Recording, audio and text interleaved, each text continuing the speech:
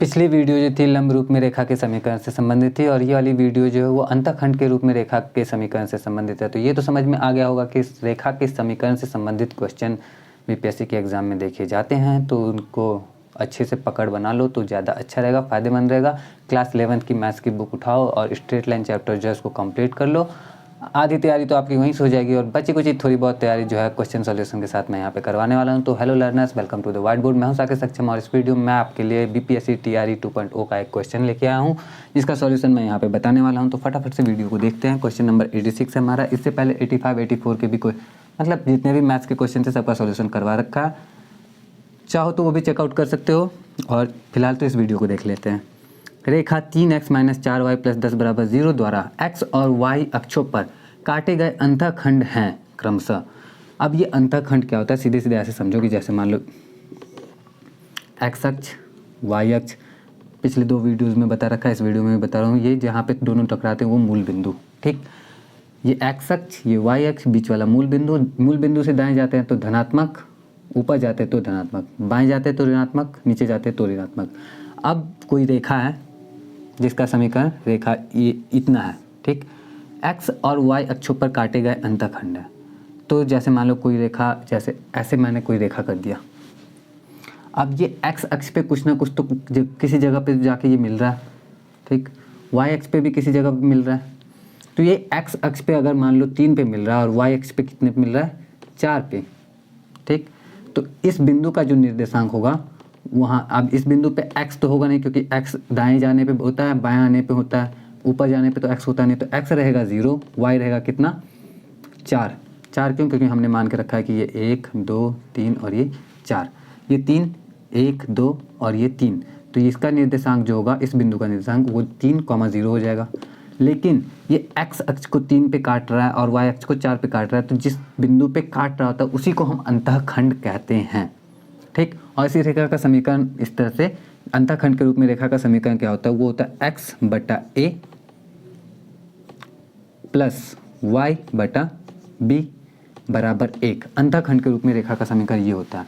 और हर एक समीकरण, जैसे इस रेखा का समीकरण यहाँ पे दिया हुआ है, अब इसको हम इसके रूप में बना सकते हैं। कैसे बना सकते हैं इसको, देखो इस तरह से, xb + ya - 1 = 0।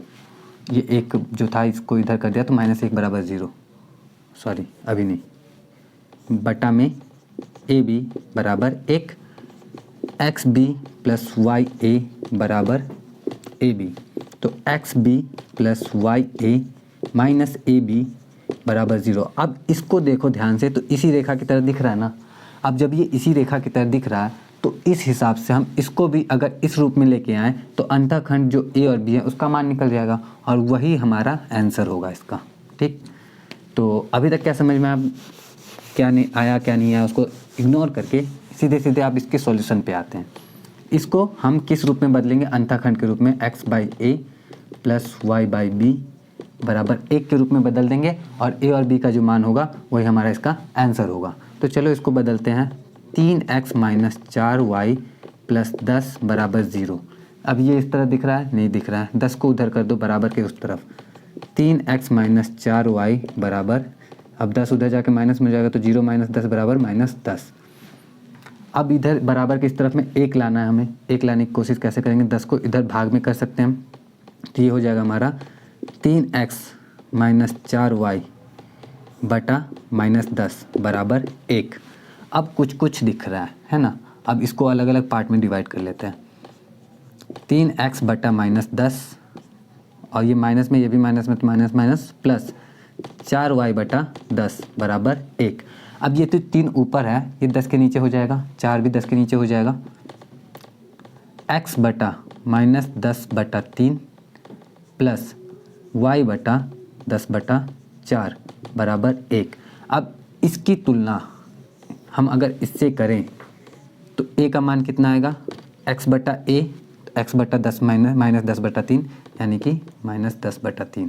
b का मान कितना आ जाएगा, 10/4, 10/4। इसको काटेंगे तो ये हो जाएगा हमारा 5/2। अंतःखंड a और b होते हैं। अंतःखंड के रूप में रेखा का समीकरण ये होता है जहाँ पे a और b क्या है, x और y अंतःखंड है। तो उस हिसाब से -10/3 और 5/2 हमारे अंतःखंड के होंगे। ठीक है, तो माइनस ये कहाँ गया, -10/3 और 5/2 कहाँ है हमारा, ये रहा -10/3 और 5/2, यानी कि ऑप्शन सी हमारा राइट आंसर है। और बस ये इससे ही ख़त्म होता है। ठीक है, उम्मीद करता हूँ कि समझ में आया होगा। अगर समझ में आया, अच्छा लगा है तो वीडियो को लाइक कर देना प्लीज़। और भी सॉल्यूशन आने वाले हैं, जैसे कि 86 नंबर क्वेश्चन पे हैं, तो टोटल 110 क्वेश्चन थे ना, तो 110 क्वेश्चन के जितने सारे के सारे प्रीवियस आ चुके हैं, नेक्स्ट आने वाले हैं, तो उनके लिए अपडेटेड रहने के लिए चैनल को सब्सक्राइब भी कर सकते हो आप चाहो तो। और आज के लिए इतना ही, मैं मिलता हूँ नेक्स्ट वीडियो में। जय हिंद।